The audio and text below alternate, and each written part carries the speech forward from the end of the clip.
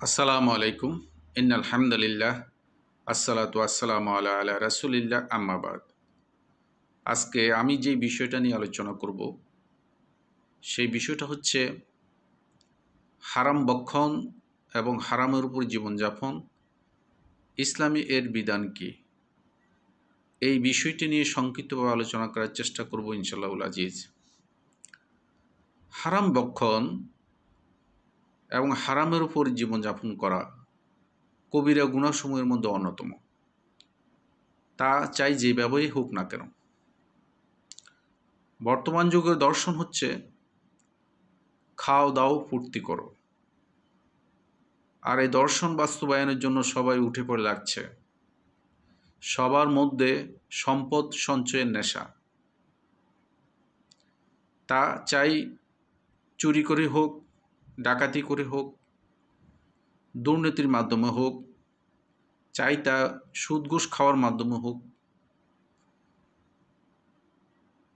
উত্তরাধিকার সম্পদ ভোগ করে হোক, এয়াতিমদের সম্পদ অন্যায়ভাবে ভক্ষণ করে হোক, কোনো অবৈধ বস্তু বা পণ্যের ব্যবসা ও বিনিময়ের মাধ্যমে হোক, সমকাম, ব্যভিচার, মদপান, গান বাদ্য, টাকাযুক্ত খেলাধুলা, নেশা, অভিনয়,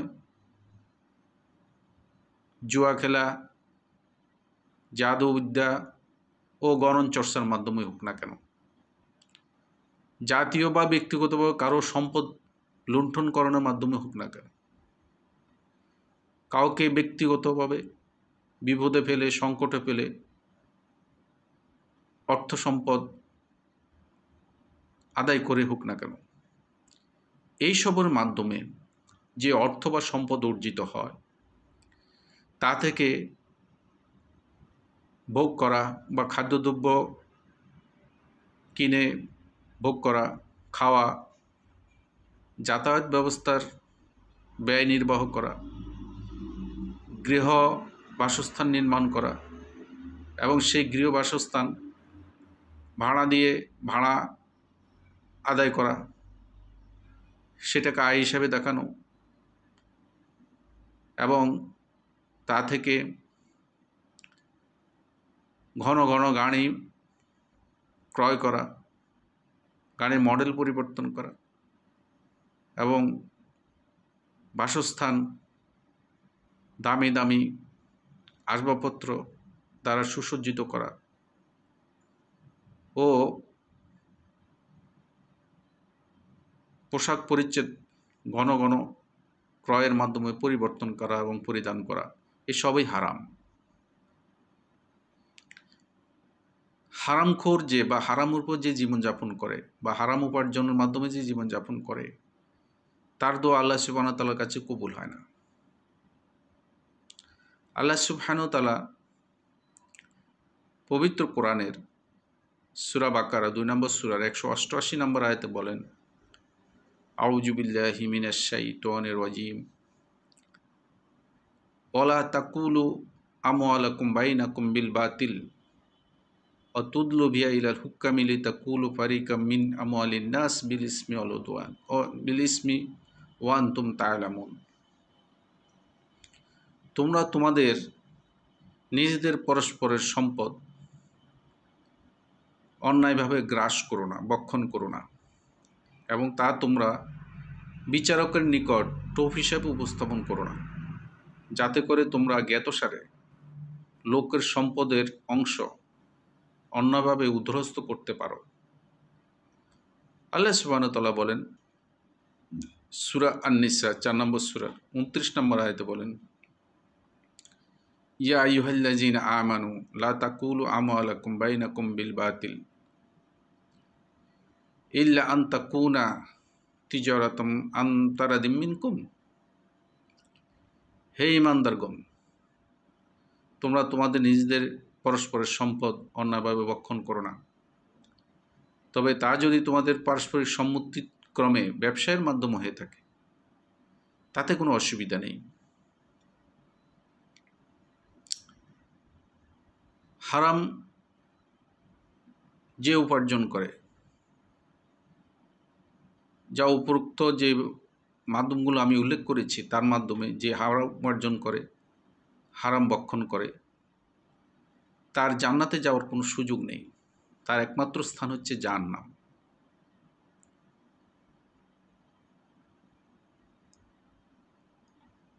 আল্লাহ রাসূল সাল্লাল্লাহু আলাইহি সাল্লাম বলেন,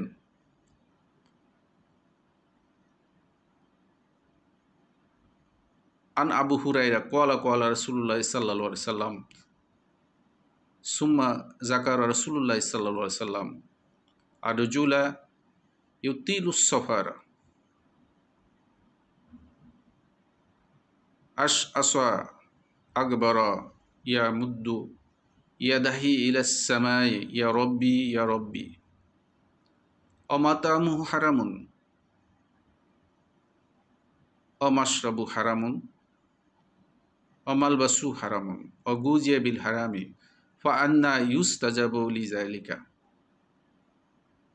আল্লাহ রাসূল পরে একজন ব্যক্তির কথা উল্লেখ করলেন, যেই ব্যক্তি দীর্ঘ সফর করে ক্লান্ত, তার মাথার চুলগুলো এলোমেলো, ধুলে ধূসরিত, তার এই দুই হাত আকাশের দিকে সম্প্রসারিত করে বলছে, হে আমার প্রভু, হে আমার প্রভু, অথচ তার খাদ্য হারাম, তার পানীয় হারাম, তার পোশাক পরিচ্ছদ হারাম, তার জীবন উপকরণের সকল কিছুই হারাম। অতএব তার দোয়া কিভাবে কবুল হতে পারে? এই হাদিস থেকে এই বিষয়টি একেবারে গ্লিটারিং ক্লিয়ার, ঝকঝকে পরিষ্কার হচ্ছে যে হারাম ভক্ষণ বা হারাম উপার্জনের ভয়াবহতা কত কঠিন।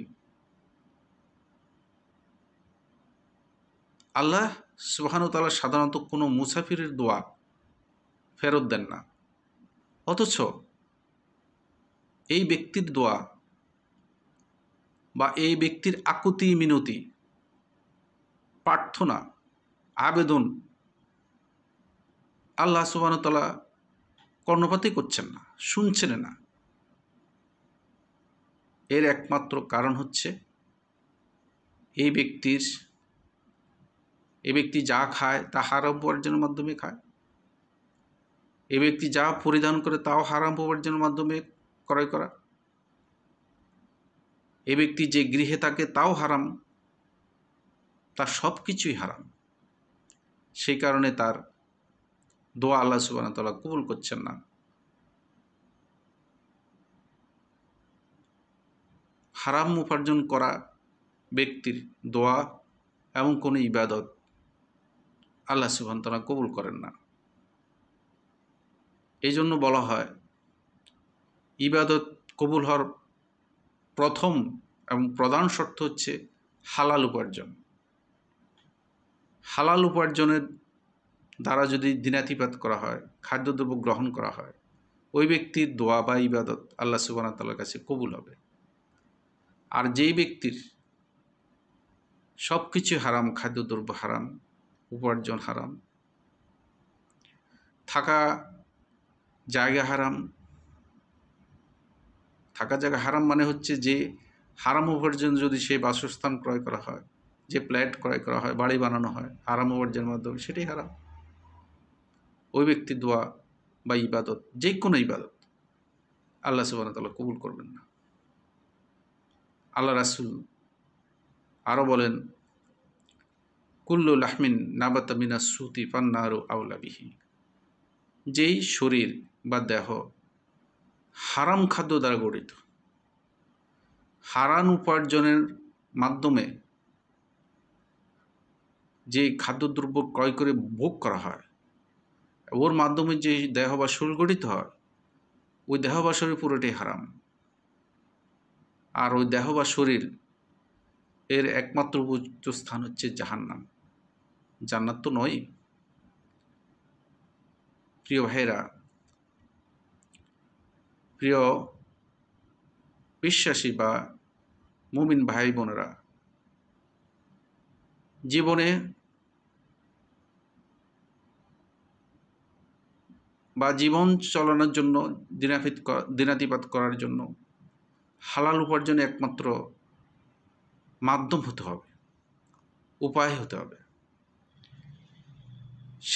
সে তার যতটুকু হোক না কেন, ওর দ্বারা যদি ওই উপার্জন, হালাল উপার্জন দ্বারা যদি দিনাতিপাত করা যায়, জীবন পরিচালনা করা যায়, এবং তখন যে দোয়ায় বা ইবাদত করা হয় না কেন, ওটি আল্লাহ সুবহানাহু ওয়া তাআলা গ্রহণ করবেন, কবুল করবেন।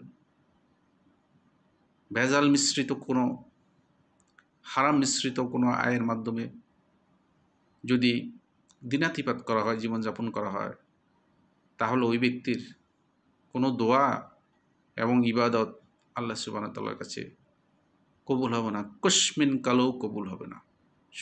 সুতরাং আমাদের হারাম উপার্জন বর্জন, হালাল উপার্জনের দিকে মনোযোগ দিতে হবে।